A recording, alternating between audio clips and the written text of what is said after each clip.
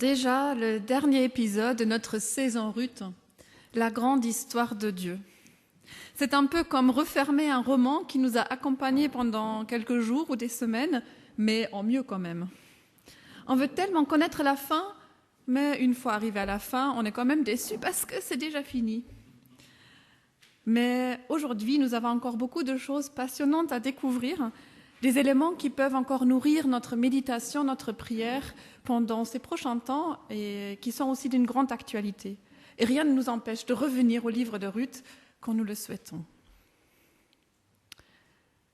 Précédemment en Ruth, Boz a tenu parole. Il a réglé l'affaire dès que le jour a fait place à cette nuit particulière que Ruth et Boz ont passée à l'aire de battage. Ils se rendus aux portes de la ville de Bethléem, là où on se rassemblait, là où on réglait les affaires et là où on rendait la justice. Pierre nous en a parlé la semaine passée.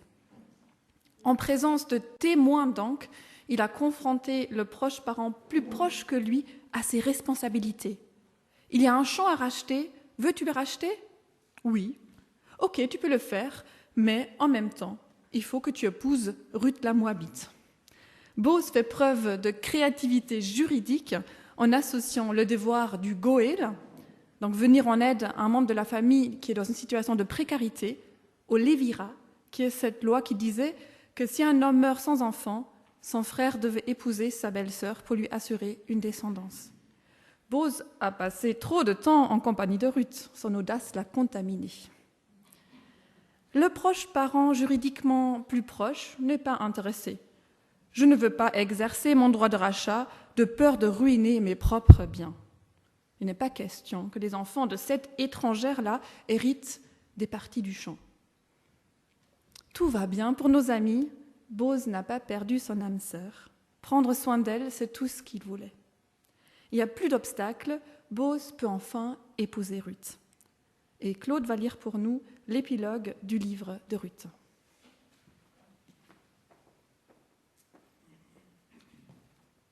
Alors, Boz prit Ruth comme épouse.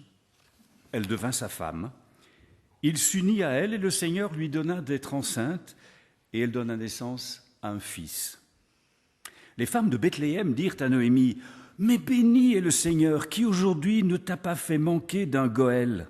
Son nom sera proclamé en Israël. Il te redonne la force de vivre. Il est le soutien de ta vieillesse, car ta belle-fille qui t'aime l'a enfantée. Elle vaut mieux pour toi que 7 fils. » Noémie prit l'enfant, le tint serré contre elle, puis se chargea de l'élever. Les femmes du voisinage lui donnèrent son nom. Elles disaient : « Un fils a été enfanté pour Noémie. » Et elles l'appelèrent Obed. Obed fut le père de Jessé. Jessé, le père de David. Et voici la descendance de Pérez. Pérez eut un fils, Échron. Échron eut un fils, Ram. Ram eut un fils, Aminadab. Aminadab eut un fils, Nakon.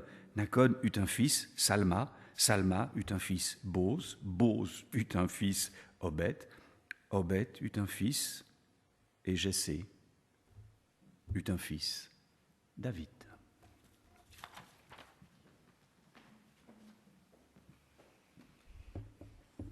Merci. Un Dieu pas si caché que cela. Alors que le narrateur avait pris 12 versets pour nous rapporter une scène très courte aux portes de la ville, au début du chapitre 4, il comprime ici au moins 9 mois en un verset. Boz épouse Ruth et le Seigneur lui donnant d'être enceinte, nous dit le texte.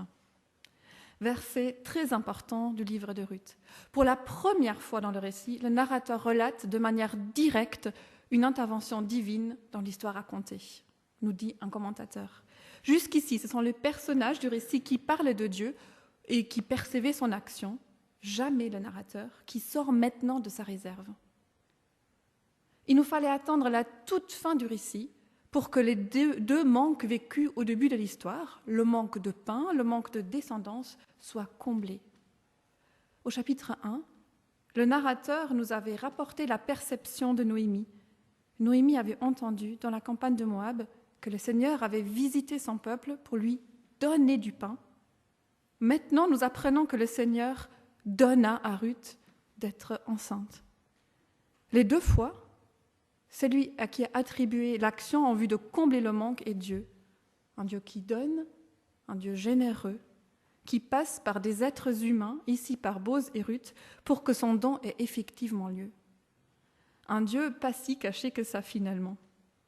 Un Dieu bien présent dans son action directe, mais surtout, comme on l'a vu, dans son action indirecte à travers les personnages qui font preuve de bonté, de sagesse, de générosité tout au long du livre. Et Dieu intervient en quelque sorte en dernier, nous laissant tout le champ libre pour assumer notre responsabilité. C'est quand les personnes ont pris soin les uns des autres que Dieu intervient. Ce sont des gens centrés sur Dieu qui incitent Dieu à se montrer. Quelle humilité de la part de Dieu et quelle confiance il nous fait. C'est cela que je trouve si beau et parfois aussi si déroutant. La présence de Dieu et son action tissée dans nos vies, bien souvent d'une manière imperceptible et en même temps tangible par la bonté des autres.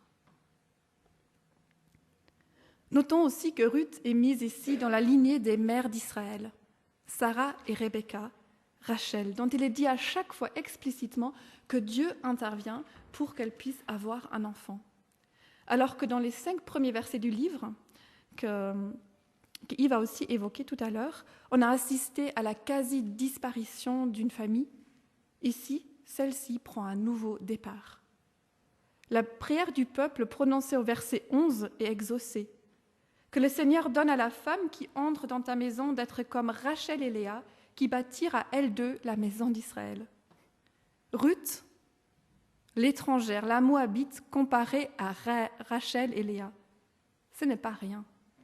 Ruth, pleinement intégrée dans le peuple d'Israël, Ruth semble même comme réconcilier Rachel et Léa. Séparées dans la vie, c'était ces deux sœurs qui étaient dévorées par une jalousie, une rivalité qui a provoqué une course folle au bébé. Les 2 sœurs sont réunies dans leur héritage, celui d'être matriarches du peuple d'Israël. Et de surcroît, les mains de Noémie sont maintenant comblées. Les mains de Noémie comblées. L'enfant naît bien dans le couple de Boz et Ruth, mais en réaction à la naissance, les femmes de Bethléem s'adressent à Noémie, une bénédiction à la bouche et pas la moindre. Ce sont les mêmes femmes qui ont été en émoi quand Noémie est revenue vers son pays, qui s'expriment maintenant. Dans leur bouche, le nouveau-né devient carrément le Goël, le rédempteur de Noémie. Verset 15. « Il te redonne la force de vivre, il est le soutien de ta vieillesse. » C'est en lui que se concentre le renversement de sa situation. Et littéralement, le texte dit « Il sera pour toi celui qui fait retourner l'âme. » Et on se souvient que le verbe « retourner »,« revenir » a été un des mots-clés au premier chapitre du livre, quand Noémie a pris la décision de revenir vers son pays. Oui, il y a réellement un retour à la vie pour Noémie. Et n'avons-nous pas un clin d'œil ici à notre bébé, qui naîtra bien plus tard et qui sera lui, le Goël, le rédempteur de toute l'humanité. C'est lui qui sait réellement faire retourner notre âme. Lui qui nous donne vie, lui qui est la vie de notre vie, selon cette expression de saint Augustin. Et nous, qu'est-ce qui nous fait retourner l'âme ? Qu'est-ce qui nous donne ou a donné un nouveau souffle de vie dans une situation vraiment désespérante que nous avons vécue ? Peut-être que ce retournement est encore à venir. Alors nous pouvons en faire une prière. Seigneur, fais retourner mon âme à la vie. S'il te plaît, je m'attends à toi. Noémie, ma gracieuse, se croyant vide, l'âme blessée par les pertes horribles qu'elle a subies, si courbée par le chagrin qu'elle se nomme elle-même Mara l'affligée, reçoit une nouvelle vie. Celle qui pense ne plus pouvoir avoir d'enfants ou du moins de descendance reçoit un cadeau immense. Obed sur ses genoux.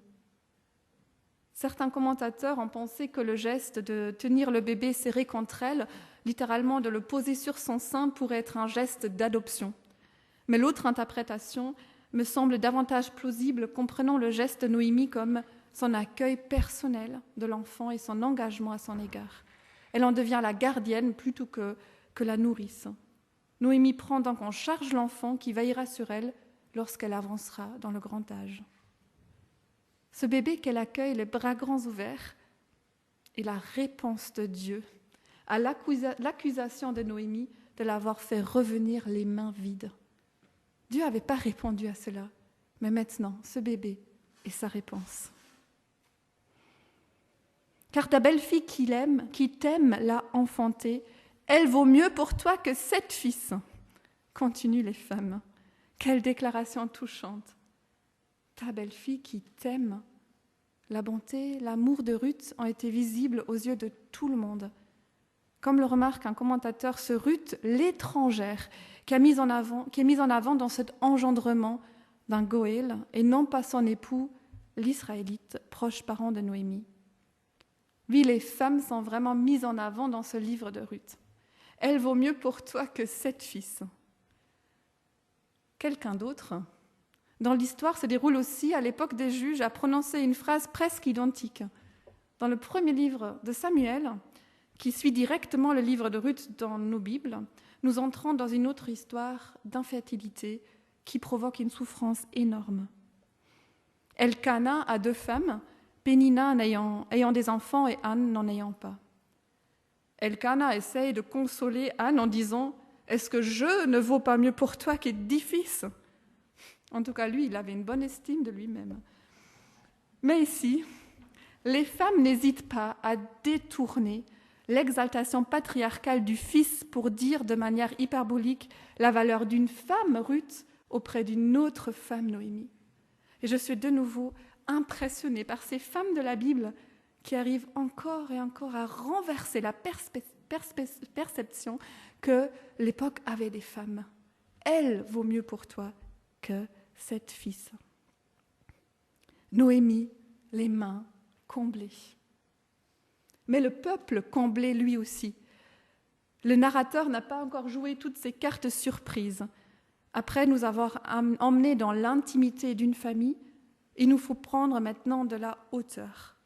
Il nous apprend qu'Obed sera le grand-père du roi David, ce que évidemment Boz, Ruth, Noémie ne savent pas. Ainsi, cette histoire, qui a commencé comme l'histoire d'une famille ordinaire, joue un rôle important pour l'histoire du peuple de Dieu. Une petite histoire qui s'imbrique dans la grande histoire de Dieu. On pourrait relire tout le récit avec cette révélation en tête.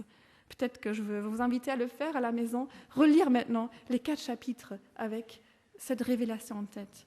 Le livre de Ruth sert de véritable pont entre l'époque des juges à laquelle il se déroule et le début de la royauté. David sera en effet le 2e roi du peuple. Et nous nous souvenons aussi du nom du mari défunt de Noémie, Élimélec, mon Dieu est roi. Il y a un autre roi en préparation, caché dans notre récit. Et cet enfant qui vient de naître, en cet enfant, c'est le peuple qui est comblé et pas uniquement Noémie. Le peuple est d'ailleurs très présent dans cette fin du livre, beaucoup plus que dans tout le reste du livre. C'est le peuple qui demande à Dieu de la fécondité pour Ruth. Il vient directement après cela le verset qui énonce clairement l'action de Dieu dans la conception d'Obed, ainsi la prière du peuple est exaucée. Et tout de suite après, les femmes de Bethléem prennent la parole en louant Dieu pour la naissance. C'est très remarquable. Ce sont les femmes de Bethléem qui vont donner un nom à Obed et non pas sa mère ou son père. Le plus souvent, c'était la mère ou le père. Obed, qui veut dire celui qui sert. Faisant à la fois penser à l'attitude de Ruth envers Noémie, l'attitude de Boz envers Ruth et Noémie, et aussi au rôle que Obed jouera lui-même dans la vie de Noémie quand il prendra soin d'elle dans sa vieillesse. Oui, faire preuve de bonté est une manière de servir les autres. C'est vraiment l'histoire d'une famille ordinaire qui s'imbrique dans la grande histoire. Comme nos vies aussi. Dieu tresse son histoire avec les grandes et les petites décisions de nos vies. Et cette grande histoire est autant la sienne que la nôtre. Notre action est pleinement valorisée par Dieu, voulue par lui. Mais ce n'est pas encore tout. Le narrateur nous fait encore une autre révélation. Maintenant, vous savez, semble-t-il dire, que de notre couple Ruth et Boz, Ruth l'étrangère, Boz l'Israélite, descendra le roi David. Et voici le dernier scoop. Boz, en effet, descend de Pérez, fils de Juda et Tamar, donc Juda, un des fils de Jacob. L'effet surprise est d'autant plus grand que d'habitude, car les généalogies viennent en général au début d'un livre, donc on est au courant de tout quand on lit l'histoire. Mais ici, nous plongions dans l'histoire sans ces données en tête, et tout d'un coup, on se réveille à la fin, ébahi par tout ce que nous venons d'apprendre.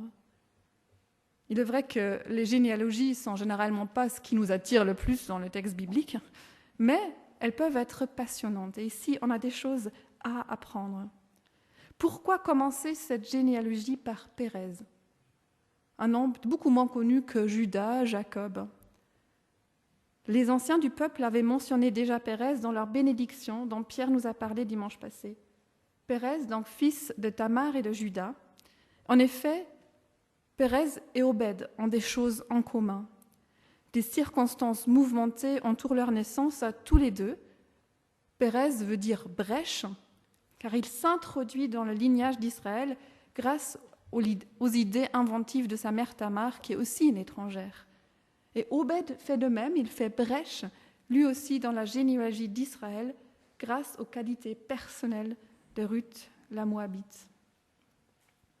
Et dans cette généalogie qui clôt le livre, le narrateur va mentionner 10 générations de Pérez à David. 10 générations qui répondent aux 10 années d'infertilité vécues par Ruth et Mahlon, son premier mari. Cette généalogie n'est probablement pas exhaustive, mais sélective, comme beaucoup de généalogies dans la Bible qui ne mentionnent souvent que quelques étapes dans une lignée.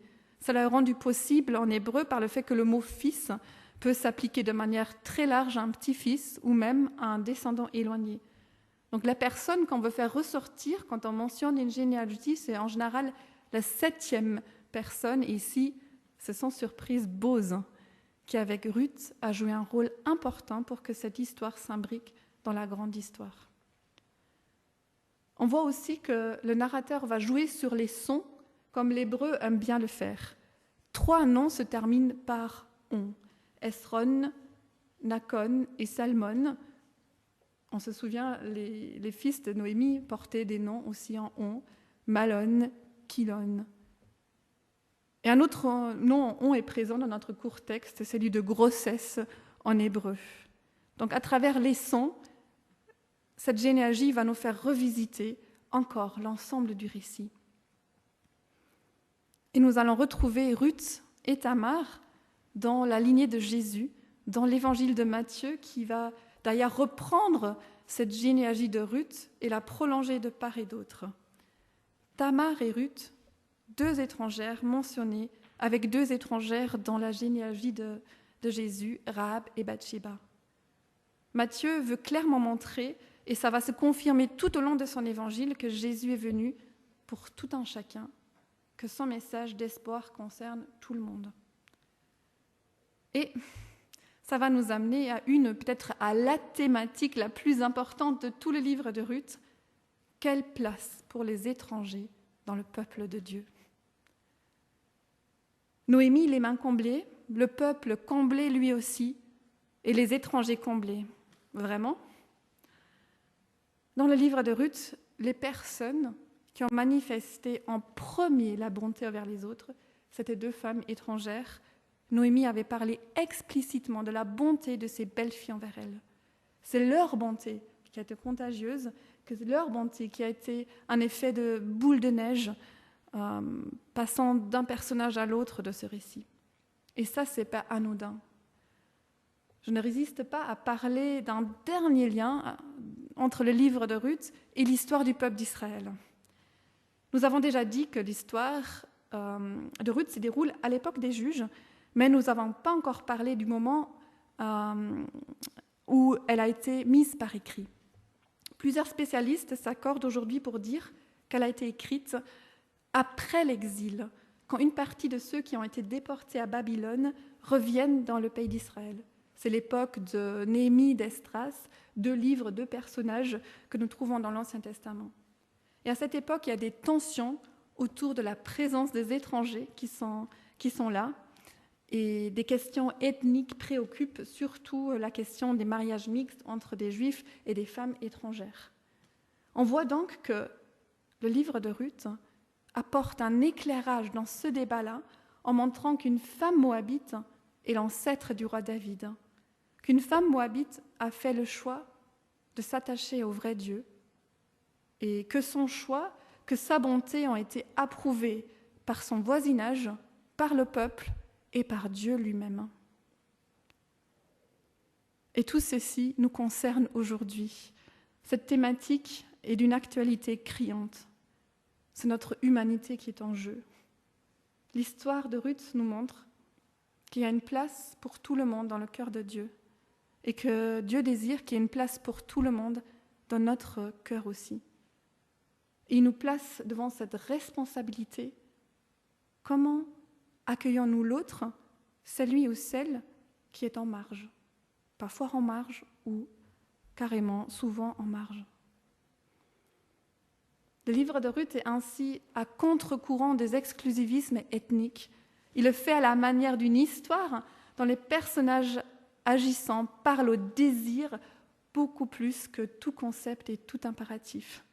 Oui, les concepts, les impératifs ont la raison d'être, mais je suis convaincue qu'ils ont souvent beaucoup moins de force pour nous mettre en mouvement qu'une histoire, qu'un récit qui touche au plus intime de nous-mêmes. Ce sont bien les histoires que nous nous racontons qui vont façonner notre manière de penser et même notre être. L'histoire de Ruth et de Boz est de celles qui font oser l'hospitalité comme l'expérience de la visite divine, dit un commentateur. Accueillir l'autre et faire l'expérience qu'en fait c'est Dieu qui nous visite. Ces récits m'encouragent et nous encouragent à persévérer dans cette bonté vécue, à la vivre davantage et pour cela à nous appuyer sur l'Esprit de Dieu. Et oui, là aussi, il y a un lien avec le livre de Ruth. Allez, une dernière pépite pour la route. Dans le judaïsme, le livre de Ruth est traditionnellement lu chaque année lors de la fête de la moisson appelée Shavuot, qui est devenue dans le christianisme la Pentecôte. Lors de cette fête, on commémore dans le judaïsme le don de la loi de Moïse. Et on lit le livre de Ruth. Peut-être pour nous montrer dans quel état d'esprit il convient de lire la loi, avec en toile de fond la bonté de Dieu, la bonté humaine. Oui, cette loi, cette Torah est à étudier, mais elle veut surtout être vécue dans une vie réelle. Et quand l'Esprit de Dieu descend sur les apôtres lors de la fête de la moisson au 1er siècle de notre ère, chacun des personnes présentes entend le message de Dieu dans sa langue, le message d'un Dieu vivant, d'un Dieu présent dans l'histoire, dans notre histoire, d'un Dieu qui se fait vulnérable en Jésus-Christ. Il entend ce message dans sa propre langue, montrant que le peuple de Dieu s'ouvre aux nations, s'ouvre à toutes les langues, s'ouvre à tout un chacun, à tous ceux, toutes celles qui disent à la suite de Ruth, « Ton peuple sera mon peuple et ton Dieu sera mon Dieu. »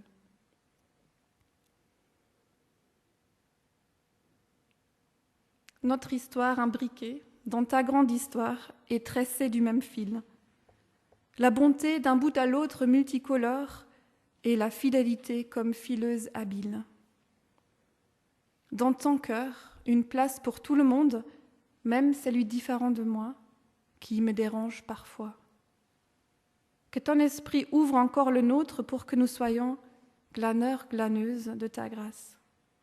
Merci pour ton humilité et ta confiance envers nous, élan pour notre prochain pas sur ce chemin de retour. Amen.